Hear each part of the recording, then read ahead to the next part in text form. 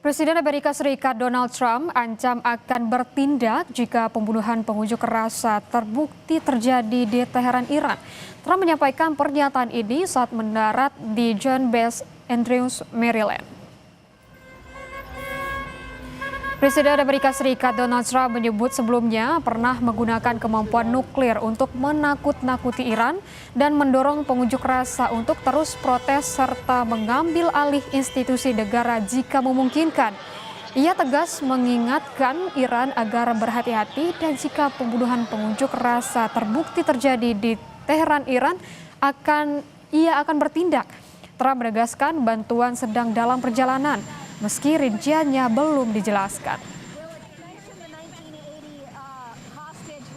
Yeah, the message is they've got to show humanity. They've got a big problem, and I hope they're not going to be killing people. And I'm going to have a report very soon. It would seem to me that they have been badly misbehaving, but that is not confirmed. Panglima Angkatan Darat Iran, Amir Hatami, memastikan pihaknya siap merespons ancaman Israel.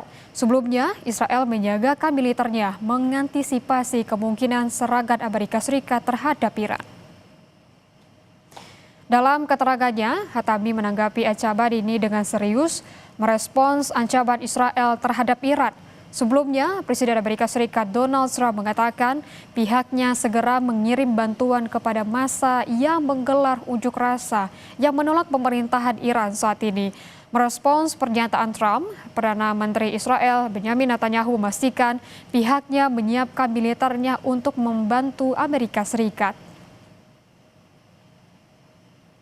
تهدید رژیم صهیونیستی علیه جمهوری اسلامی ایران امروز یک تهدید واقعی به نوعی تهدید موجودیتی ماست و ما این تهدید رو کاملا جدی گرفتیم و در حد و اندازه این تهدید در واقع داریم خودمون رو آماده می‌کنیم. این اتفاقاتی که در واقع در سوء استفاده از یک اعتراض معمولی صنفی در کشور اونها انجام دادن و اون رو تبدیل به یک اغتشاش و بعد به یک عملیات تروریستی مسلحانه کردن نشون داد که اونها کاملا برنامه‌ریزی کردن و این سریال های جنگ 12 روزه رو ادامه خواهند داد. با تلاش و همت نیروهای امنیتی و انتظامی و نظامی ما هم سرکوب شدن، عده زیادی از اونها که شلیک کردن به نیروهای مسلح ما مجازات شدند.